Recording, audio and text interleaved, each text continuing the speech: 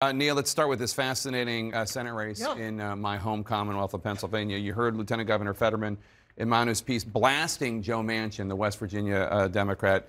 Is that going to be effective with voters in Pennsylvania beyond the Democratic primary? I mean, that's the big question. He's got to get through the primary. He looks like he's ahead 30 or so points in this primary. It's next month. His bet is that he can do better in those rural counties in Pennsylvania than any other Democrat, right? Than a normal Democrat. Can he win? Absolutely not. But if he can keep the margins closer, and can he do better with constituents like young voters, right? If you look at his platform, if you look at just how he looks, he's 6'8", he's bald, he's, prefers to wear gym shorts and hoodies.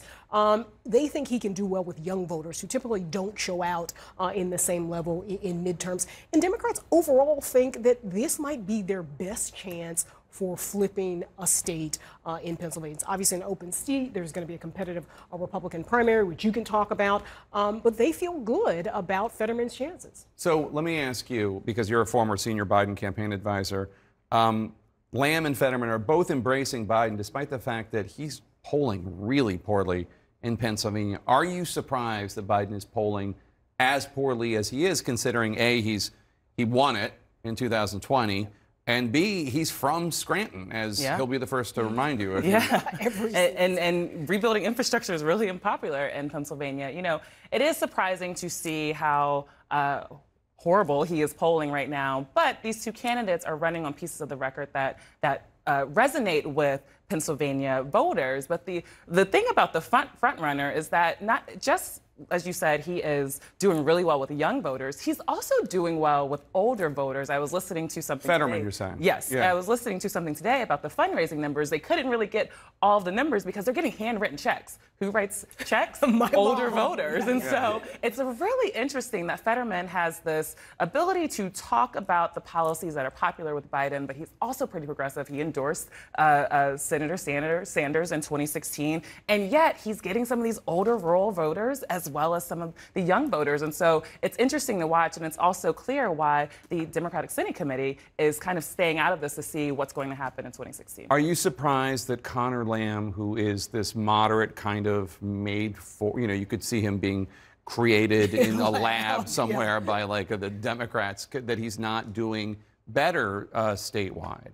Well, I think that one would assume that Connor Lamb would potentially do better in a state like Pennsylvania. But at the same time, I think what people sometimes overlook about the progressive movement is a lot of what they're advocating for in terms of health care, child care, even legalizing recreational use of marijuana, which is something that Fetterman has campaigned on, is actually popular with the public and with voters. I think a big question is going to be what impact does President Biden have on a state that, as Nia pointed out, is key for where Democrats are concerned in terms of flipping a Republican seat into Democratic control. Because, as you pointed out, the president's approval ratings are underwater across the board, including in the state of Pennsylvania. Oh, they're even worse in Pennsylvania than they are nationally. And you've heard him, as he's kind of toured the country talking about infrastructure, trying to refocus on domestic issues. He hasn't really gotten a bounce in the polls out of his handling of Ukraine. And you've heard him kind of speak to the impact of rising gas prices, inflation, trying to talk about the steps his administration is taking to address those issues. So I think really what will the Biden effect be on midterms, especially with the implications of the Senate, where it's not just about his legislative agenda, it's about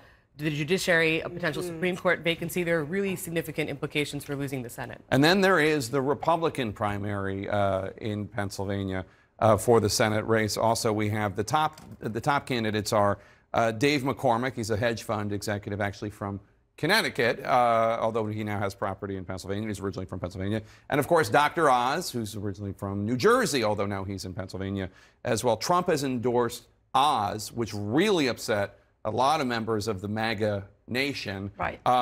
Can you picture Oz winning? Do you think he has a decent chance if he gets the nomination? It's going to be a challenge because right now what we've seen, McCormick has been in there for quite some time, really working to set up a ground game. He has a lot of the Trump people on his team, and they are a very astute and political politics game in Pennsylvania, and they have really laid the groundwork. He's been ahead in the polls, and then once Donald Trump decided to get in and endorse Oz, he did get a slight Trump bump, But the question is, how long will that last? And is it sustainable? We have a few more weeks until the primary.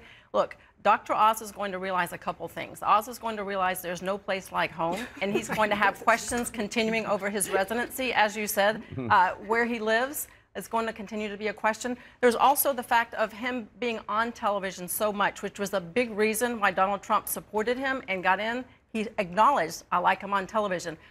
The more you're on television, the more statements you have that can be used against you, and all of that is going to be opposition research. But the bottom line is the people in Pennsylvania are looking at least the Republicans for this primary.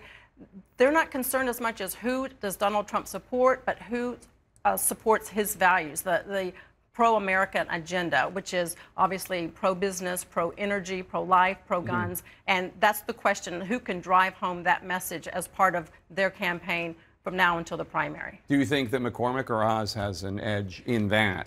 You know, I would think Oz, he's probably going to have a tough time, I think, selling himself statewide. People don't take kindly to sort of, I think, carpetbaggers. As you said, he has said some pretty wacky things in his years on television. So beyond that, he said some pretty progressive things also. Yeah, so which could hurt him more than the wacky. Yeah, and I think particularly, I think when people think about Oz going up against Fetterman, I think Fetterman might have a better chance, and voters might in that way want to go with McCormick instead, who's sort of a more, I think, conventional GOP. But there are a lot of parallels between former President Trump and Dr. Oz, and we've seen how that can play out. Republicans tried to use Trump's support in the past of Democrats in more liberal positions on gun control and abortion rights against him. It didn't work because ultimately there is an appeal, I think, that we saw when it came to Trump and the fact that he was this reality TV star, and you're kind of seeing that same effect with Dr. Oz. I think the big question is, as we've seen time and again, did those rules only apply to Donald Trump,